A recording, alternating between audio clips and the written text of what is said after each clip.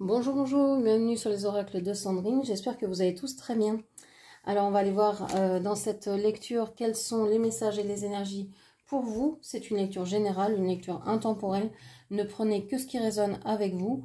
N'essayez pas de faire coller tous les éléments de cette lecture à votre vie, ne prenez vraiment que ce qui résonne. Je vous remercie de votre écoute, de votre présence sur ma chaîne, c'est très important pour moi. Ça soutient mon travail, ça m'encourage à continuer. Donc merci pour toutes les actions que vous menez sur ma chaîne. Ça me touche énormément, ça me touche du fond du cœur. Donc merci, merci, merci du fond du cœur pour tout ça, pour tous vos abonnements, vos likes, vos partages, vos commentaires. C'est voilà, c'est quelque chose de merveilleux pour moi, donc je voulais vous dire merci. Je suis Sandrine, je suis jardinière d'âme et je vous propose des lectures d'oracles personnalisées, des soins Reiki chamaniques et des cocons d'accompagnement. Vous avez tout dans la barre de description en dessous de la vidéo, ainsi que mes coordonnées pour pouvoir me joindre. Allez, c'est parti. On va aller voir ce qui vous attend, quel est le message pour vous. On a la couleur verte, la couleur de la guérison. Alors peut-être qu'il y a besoin de guérir quelque chose, peut-être que vous avez besoin d'un retour à la nature, de manger plus de légumes verts. À vous de voir comment ça vous parle, est-ce que c'est une couleur que vous aimez ou non. Allez, on va aller voir quels sont les messages pour vous. Je vous rappelle que je canalise ce dessin les yeux fermés.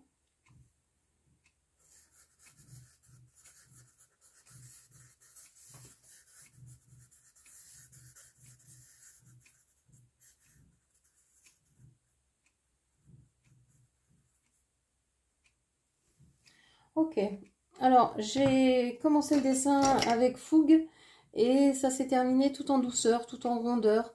Donc j'ai l'impression que la situation, si on parle d'une situation, s'améliore. Si on parle d'une relation, bah, j'ai l'impression que ça s'éclaircit, que ça s'adoucit.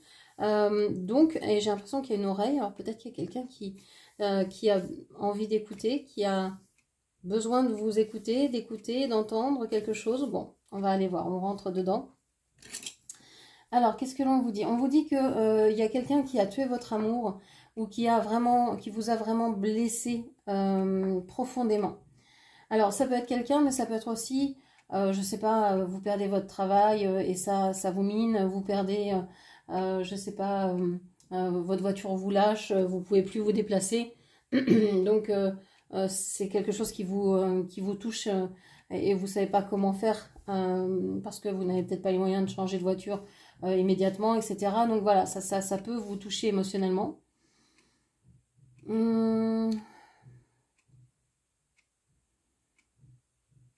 J'ai l'impression qu'il y a la présence des anges. Alors peut-être que vous avez un prénom hein, comme Ange, Angélique, Angelina, Angéline, peut-être quelque chose comme ça. Angie, bon. Qu'est-ce qu'on vous dit encore?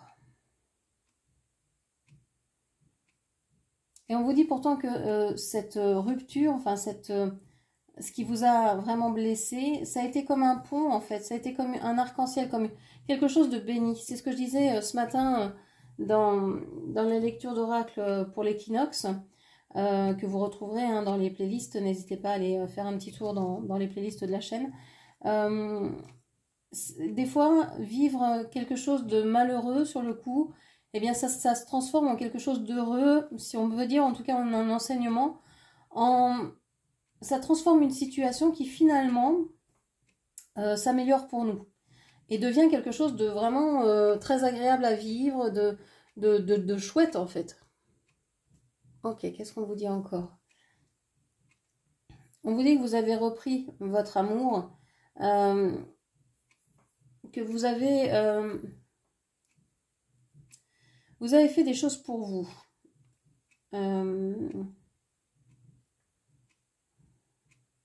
Vous avez appris à vous aimer parce que vous étiez en face de quelqu'un, soit de prétentieux, soit d'égocentrique, d'égoïste, quelqu'un qui ne vous regardait pas. Alors ça peut être aussi quelqu'un de malade, par exemple, qui ne peut pas vous regarder, une personne qui vieillit à vos côtés, qui vous voit plus, pour mille et une raisons. Hein.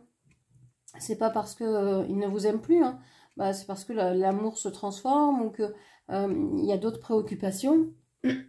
C'est pas forcément un côté narcissique, etc. Ça peut l'être, mais je crois qu'il y a autre chose derrière. J'ai l'impression qu'il y a une personne qui vieillit, qui est fatiguée, ou qui... alors c'est une personne qui peut avoir un grain de beauté sur le nez, ou une marque sur le nez, une cicatrice, un bouton, comme une verrue, quelque chose, une marque significative sur le nez. Ou qui a une forme de nez un peu particulière, hein, en bas de ses narines. On vous dit que vous avez besoin, vous, d'entendre cette personne. Vous avez l'impression que cette personne, elle se repose, qu'elle procrastine, qu'elle remet toujours à plus tard le fait de vous appeler, de parler, mais vous êtes toujours là. Vous êtes toujours là. Et j'ai l'impression que malgré cette distance finalement, parce que c'est une distance qui peut être juste par le silence, le fait qu'il n'y ait pas de communication, mais il y a toujours de l'amour. En fait, l'amour n'a pas cassé ça. Non, le silence n'a pas cassé l'amour, pardon, je l'ai dit à l'envers. Le silence n'a pas cassé l'amour que vous avez l'un pour l'autre. Même si c'est irréalisable, même si vous savez qu'il y a cet amour qui sera toujours là.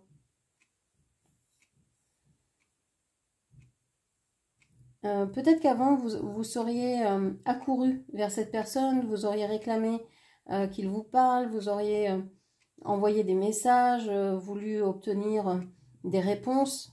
Et j'ai l'impression que maintenant, vous avez dépassé ça en fait. Et vous dites, si la personne m'appelle, elle m'appelle.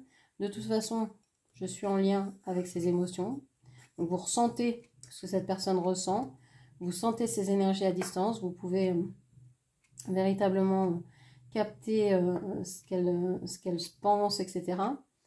Donc vous ne vous en faites pas en fait. Vous vivez votre vie tranquille. Il y a vraiment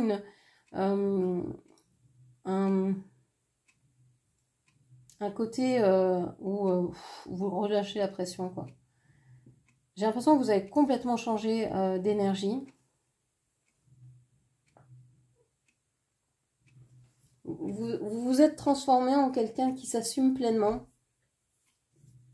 En quelqu'un, si avant vous étiez dans une dépendance affective, eh bien maintenant vous êtes dans l'autonomie. Ou presque. Ok. Allez, on continue.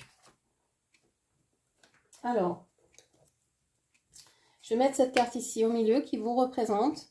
Et puis on va aller voir avec l'oracle G ce que l'on a pour vous. Et je ferai un deuxième tour pour préciser les cartes avec l'oracle Ferry du Petit Lenormand.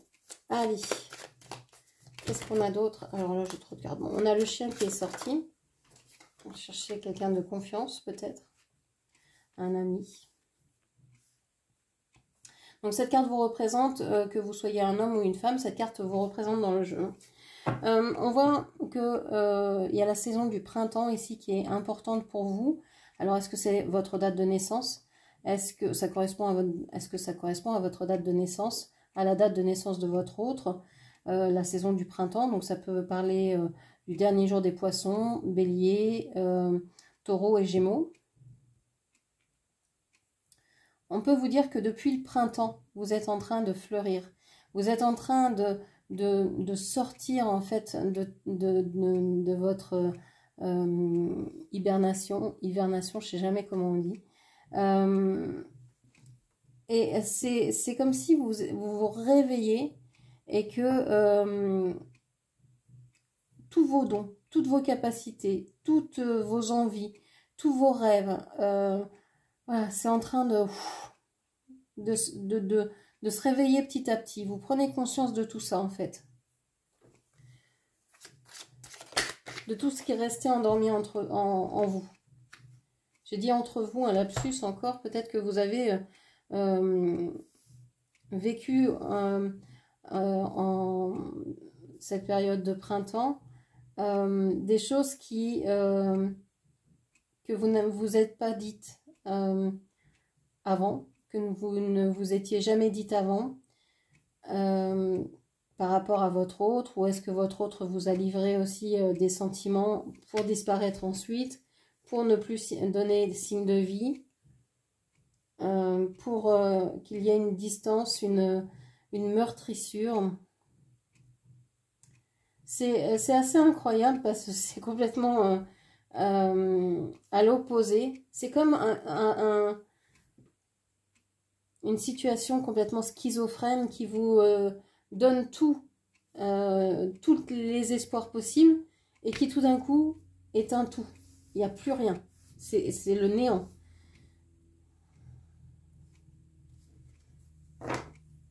Et comme ça, sans raison, sans... Bon, on précisera avec le petit Lenormand. Incroyable. Alors, la carte est tombée. On a la femme ici. Alors, cette carte me dit que pour moi, le bleu, c'est quelque chose de très spirituel. Et pour moi, cette femme qui ressort ici, soit vous êtes aux côtés d'une femme très spirituelle. Dans votre vie, vous connaissez quelqu'un de très spirituel. Peut-être que, par exemple, Marie, qui est associée à la couleur bleue pour les chrétiens, est quelqu'un qui est à vos côtés, vous protège. Peut-être que vous la priez également. Peut-être que ce prénom, Marie, est un prénom que vous connaissez. C'est peut-être votre prénom. En tout cas, on a une idée d'une personne très spirituelle et très tournée vers la famille, la protection des enfants. Donc cette personne, elle vous a peut-être donné tous les espoirs possibles, et puis finalement plus rien parce que elle est peut-être rentrée dans les ordres, je ne sais pas. Elle a peut-être développé une spiritualité, une religion, quelque chose comme ça. Ou alors elle s'est tournée vers des projets qui avaient peut-être à voir avec les enfants, ou alors elle s'est tournée vers les enfants, protection de l'enfant, vouloir défendre les enfants, ses propres enfants, ou bien en général, hein, peut-être qu'elle travaille avec les enfants également. Ok.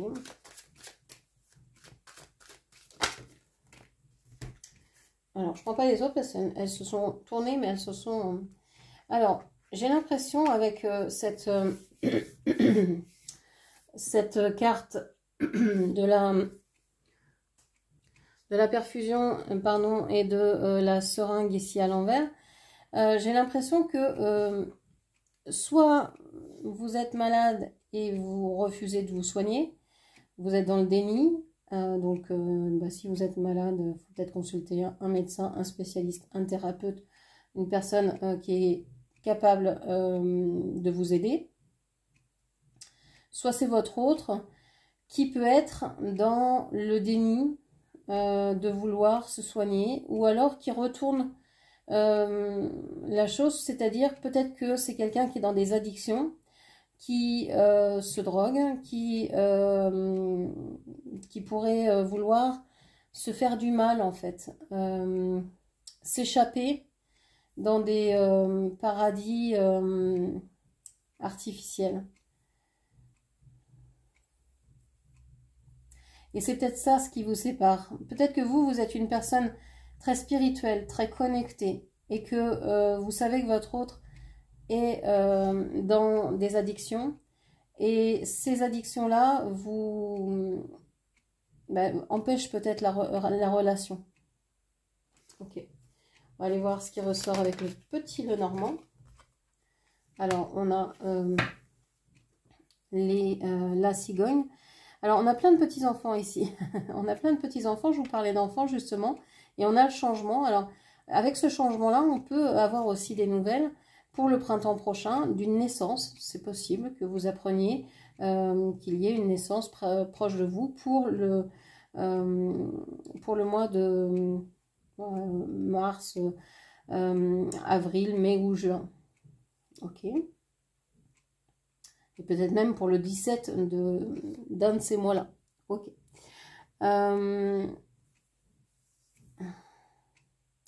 On peut vous dire aussi que cette personne Peut-être qu'elle a déménagé, peut-être qu'elle cherchait un nid pour, pour poser ses...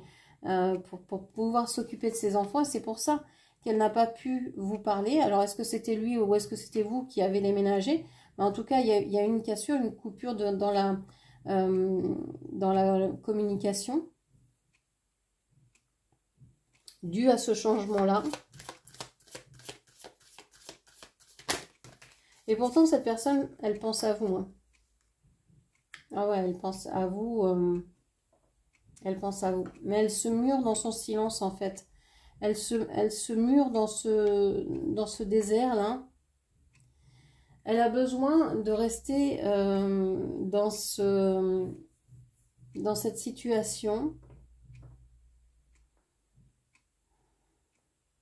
J'ai l'impression qu'elle se dit, j'entends, elle est trop bien pour moi. C'est comme si cette personne se disait, en fait, moi je suis ce gros monstre ici. Et vous, en face, vous êtes cette... je ne sais pas si vous voyez bien à l'écran, mais vous êtes cette petite fée là qui danse devant lui. Et en fait, il aurait peur de vous abîmer, d'abîmer votre vie. Vous êtes trop délicate, trop... Il vous pense trop bien pour lui, en fait. Donc, il s'ancre dans son silence. Et il s'étonne même de ce changement. Même si c'est lui qui l'a initié, il peut s'étonner de ce changement. Parce que vous avez peut-être aussi changé, comme on l'a vu dans le dessin canalisé. J'ai l'impression que vous avez changé d'attitude. C'est-à-dire que d'habitude, vous auriez demandé à avoir des nouvelles. Pourquoi 6 mois sans appel, par exemple, etc. Enfin, 6 mois, non, si on est au mois de juin, mais 4-5 mois sans nouvelles. Mais là, vous avez changé en fait. Ben, vous êtes dit, si lui, il est occupé ailleurs, il reviendra bien quand il aura du temps, je sais pas, envie. Et puis s'il ne revient pas, ben, écoute, c'est que ça ne devait pas se faire. Et puis vous aurez continué votre vie avec une pointe de déception, une pointe d'envie de savoir quand même, mais comme vous ressentez ces énergies, vous savez finalement où il en est. Et j'ai l'impression que vous arrêtez de vouloir être la sauveuse de cette personne. Vous savez que c'est à lui de se sauver lui-même et que vous le laissez parce que il a besoin de ça. Il a besoin de se prouver qu'il est capable aussi, dans sa vie à lui, de finir ce qu'il a entamé. C'est quelqu'un qui peut-être ne dort pas beaucoup, ou dort mal, a des insomnies, et peut-être entouré d'entités négatives ou de personnes négatives. Il peut avoir un entourage particulièrement glauque. Mais j'ai l'impression que il se rend compte de tout ça, que c'est pour ça qu'il ne vous contacte pas. Parce qu'il n'a pas envie de vous salir, en fait, quelque part.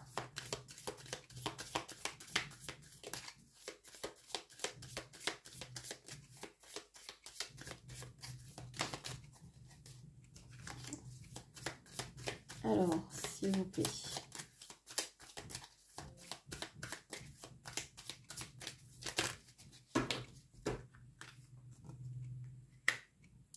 On a l'arbre.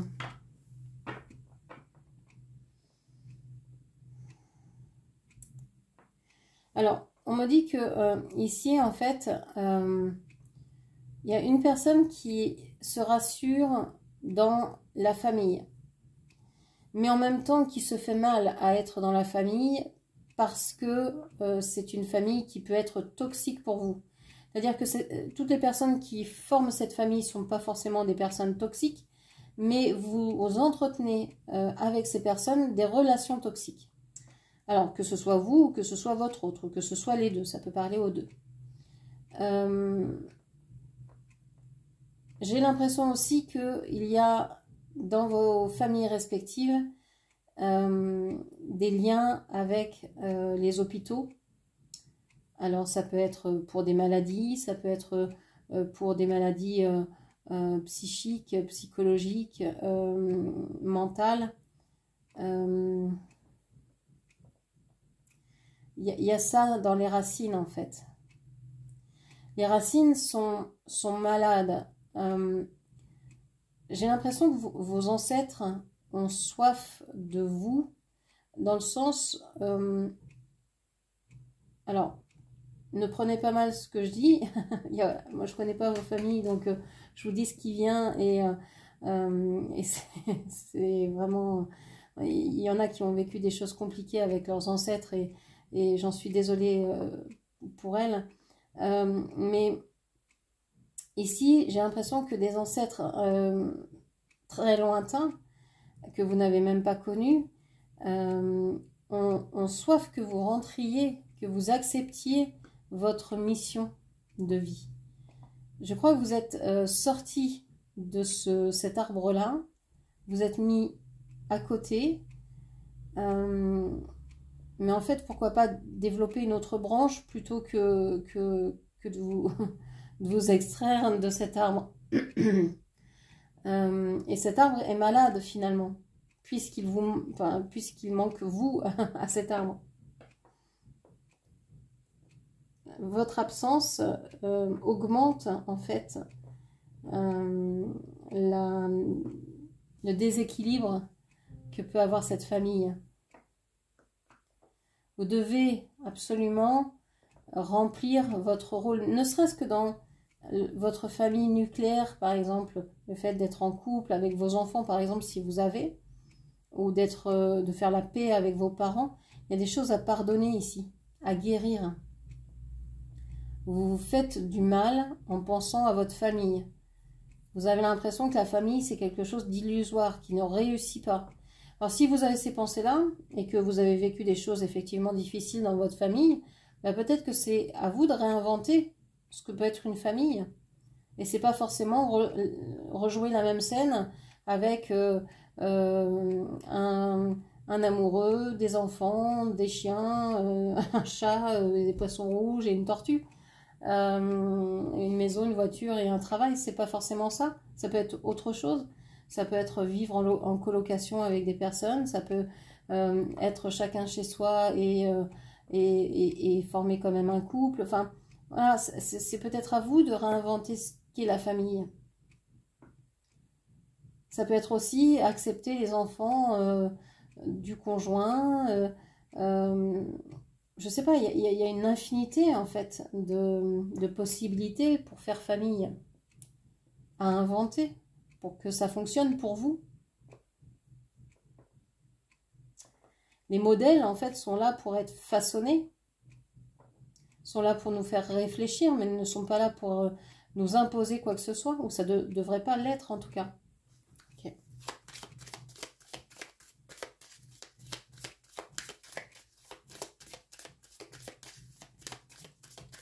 Qu'est-ce qu'on vous dit encore?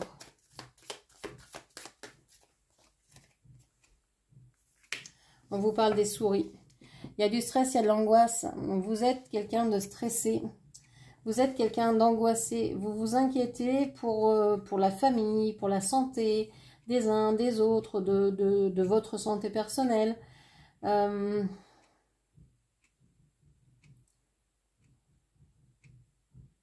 J'ai l'impression que vous avez beaucoup fait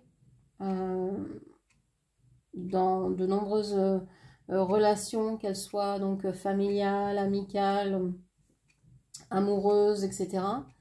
Vous avez fait énormément pour vous sentir mieux. Vous avez fait beaucoup d'efforts vis-à-vis de certaines personnes de votre famille. Et vous êtes arrivé à un stade où si les choses ne bougent pas, si personne ne revient vers vous, ben c'est pas vous qui allez y aller.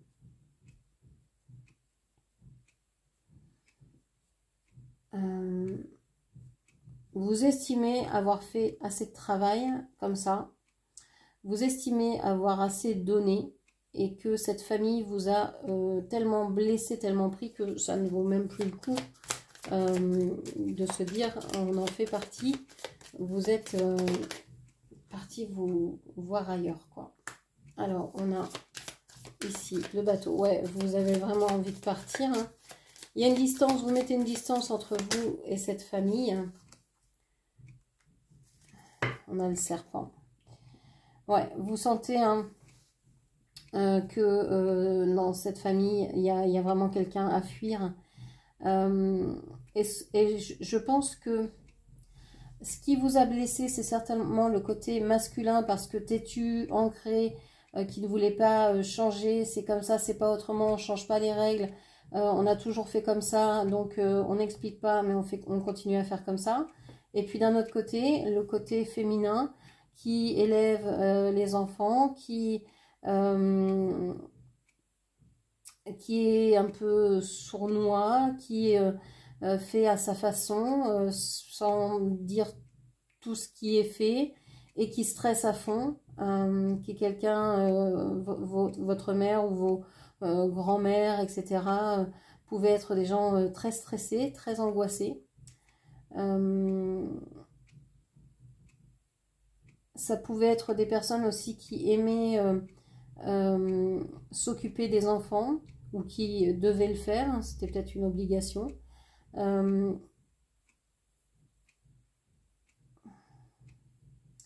Ok, donc ce qu'on vous dit ici, c'est que vous, en tout cas, vous avez besoin de partir pour pouvoir vous transformer. J'ai l'impression qu'il y a ça dans cette histoire-là.